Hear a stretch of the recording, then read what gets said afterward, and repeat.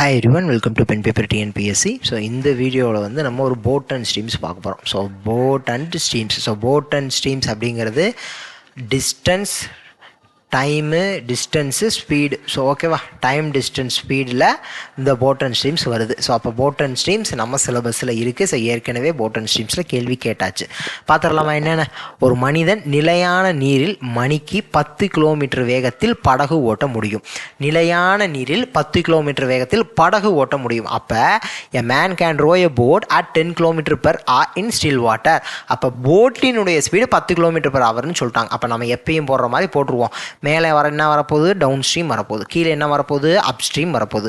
நடுவில் என்ன வரணும்? நடுவில் வந்து வாட்டர்னுடைய ஸ்பீடு வரணும். நடுவில் என்ன வரணும்? வாட்டர்னுடைய ஸ்பீடு வரணும். இங்கே வந்து போட்டினுடைய ஸ்பீடு, இங்கே வந்து போட்டினுடைய ஸ்பீடு. அதாவது போட்டினுடைய ஸ்பீடு ஸ்டில் வாட்டரில் எப்படி இருக்கும் அப்படிங்கிறத இங்கே மென்ஷன் பண்ண போகிறோம். இப்போ நமக்கு ஃபஸ்ட்டு என்ன கொடுத்துருக்காங்க? போட்டினுடைய ஸ்பீடு ஸ்டில் வாட்டரில் கொடுத்துட்டாங்க 10 km/h சொல்லி கொடுத்துட்டாங்க. போட்டுடலாமா?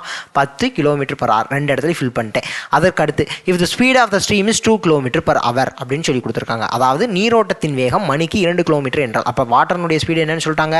2 km/hன்னு சொல்லிட்டாங்க. இதுலேருந்து நம்ம டவுன் ஸ்ட்ரீமும் கண்டுபிடிச்சலாம், அப் ஸ்ட்ரீமும் கண்டுபிடிச்சலாம். என்ன கேட்குறாங்க?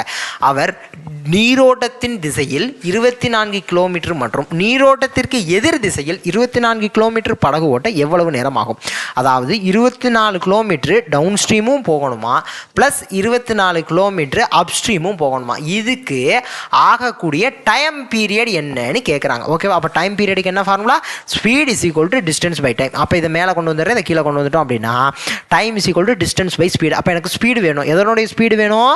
அப் ஸ்ட்ரீம்னுடைய ஸ்பீடும் வேணும், டவுன் ஸ்ட்ரீம்னுடைய ஸ்பீடு வேணும். அப்போ தான் தனித்தனியாக கண்டுபிடிச்சு அதை ஆட் பண்ணிக்க முடியும். இப்போ டவுன் ஸ்ட்ரீம்னுடைய ஸ்பீடு என்ன? டவுன் ஸ்ட்ரீம்னா என்ன? டவுன் ஸ்ட்ரீம்னா நீரோட்டத்தின் திசை இதுனா அதே திசையில் நான் படகை கொண்டு போவேன். அப்போ ரெண்டையும் கூட்டிக்கணும், 12 km/h. அப் ஸ்ட்ரீம்னா என்ன?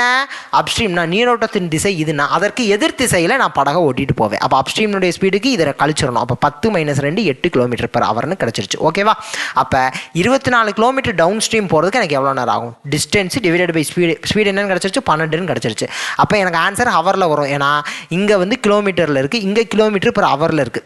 டிஸ்டன்ஸ் 24 km, இங்கே ஸ்பீடு km/h. அப்போ கிலோமீட்டர் கேன்சல் ஆகிடும், எனக்கு ஹவரில் ஆன்சர் கிடைக்கும். ஆன்சர் என்ன? 2 மணி நேரம். 2 மணி நேரம் 24 km டவுன் ஸ்ட்ரீமில் போக எனக்கு எவ்வளோ நேரம் ஆகுது? 2 மணி நேரம் ஆகுது. இப்போ 24 km அப் ஸ்ட்ரீமில் போகிறதுக்கு எனக்கு எவ்வளோ நேரம் ஆகணும்னு தெரியணும்.